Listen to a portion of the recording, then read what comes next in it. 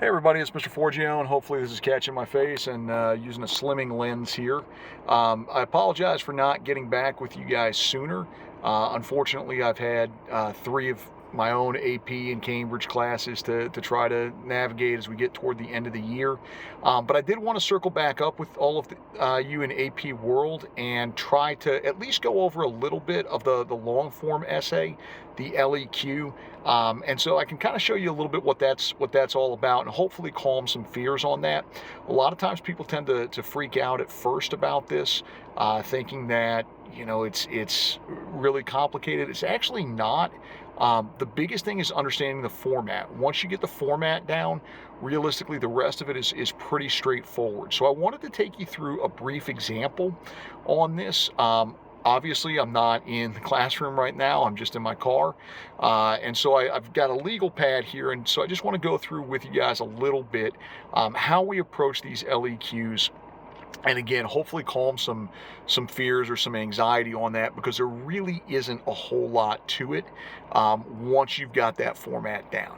So I'm going to use a question here that we've got on the legal pad as an example, and this is a much more modern example than what you'll get on the AP World test, but I think it works pretty well. So the example here is, what effect did COVID have on education? Okay, so that's really what we're looking at. What effect did COVID have on education? So the first thing that's really, really important that we have here is our thesis. Okay, that is the single most important thing. If you have a one-sentence thesis and nothing else, you can still at least score some points on this essay. So this is the most important thing that you can do, is have a coherent thesis that answers the question.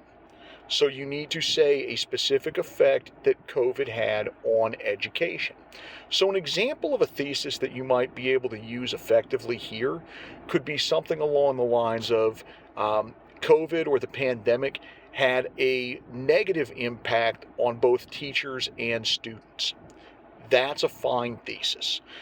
You could say that while we are still unsure of the full impact of COVID on education, we do know that it created a detrimental effect in the moment for all parties. You could say something like that.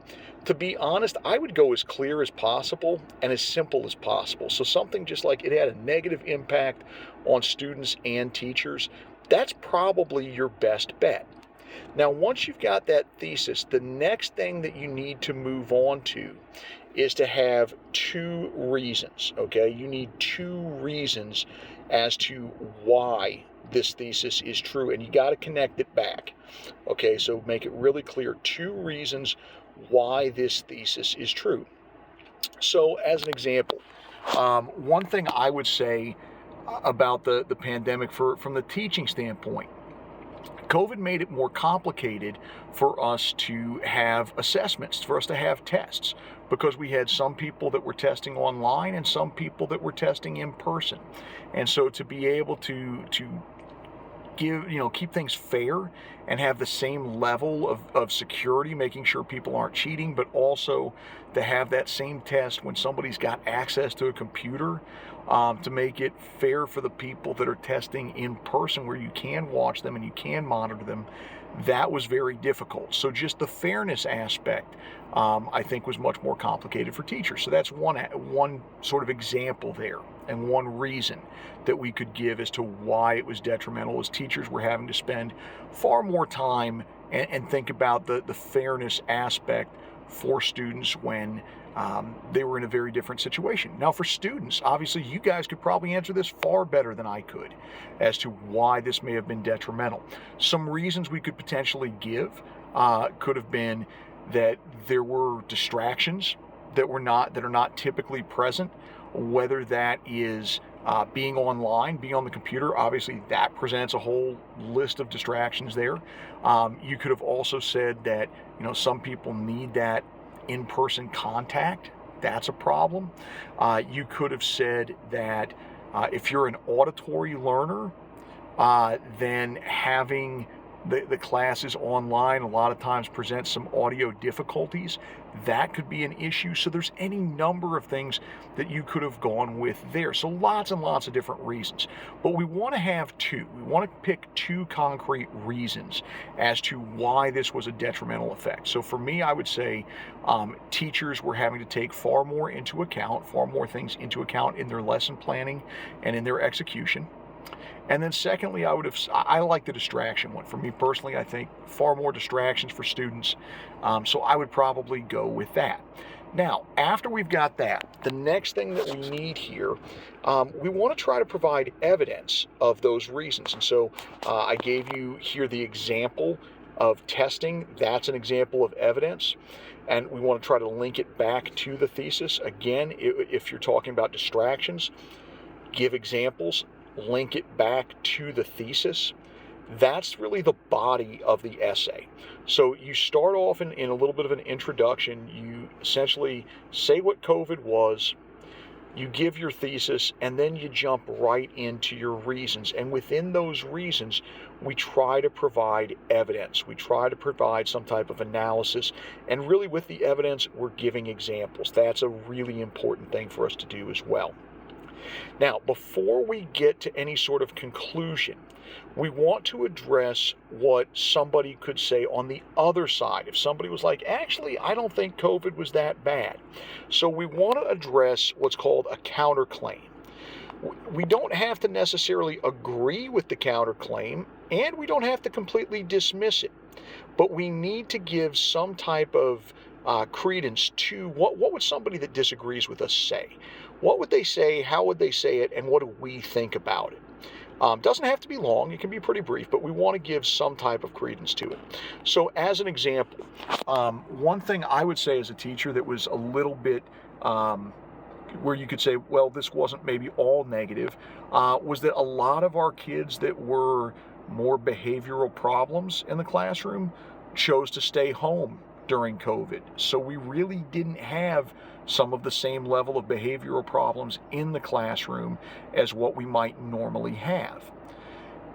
The flip side to that, and this is where the counterclaim comes in, you can say maybe we didn't get as close to our students, or maybe students didn't have those friendships because people weren't around. And probably for those kids that are more of a distraction in the classroom or that do create behavioral problems, things may have gotten even worse for them because they didn't have the positive influences of others around them. So again, it doesn't really matter what our counterclaim is or how we deal with that counterclaim. It matters that we deal with that counterclaim. So whether it's we acknowledge it, we disagree with it, we say this is what other people say, I don't really think so, or hey, this point's valid, but I still think my thesis is legit because X, Y, Z. Any of those approaches are fine, but you do need to at least acknowledge, hey, this is what other people might say. Now, to sum up here real quick on that thesis, you need to have that thesis either in the intro or the conclusion, one of the two, okay? So you need to put it in one of the two places. Realistically, are you going to get COVID as far as a topic? No, but there's lots of other things you could get. One that was on last year's exam was about the impact of technology in industrialization. And then it talks about that a little bit. And then the actual question it asks is, how did industrialization impact social movements during the 17 and 18 and early 1900s? And so there's a lot of things that you could talk about there. Certainly slavery comes to mind, which we talked about when we were in class, that you could mention some of the social movements around that. You could talk about the women's movement and the fact that at different points women were becoming more, I don't want to say more leaders were becoming leaders more and more in the factories.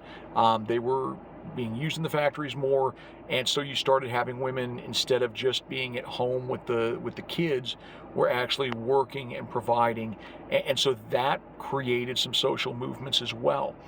So there's a lot of different ways you could go. You could also talk about the newfound wealth for a lot of people and how that impacted society.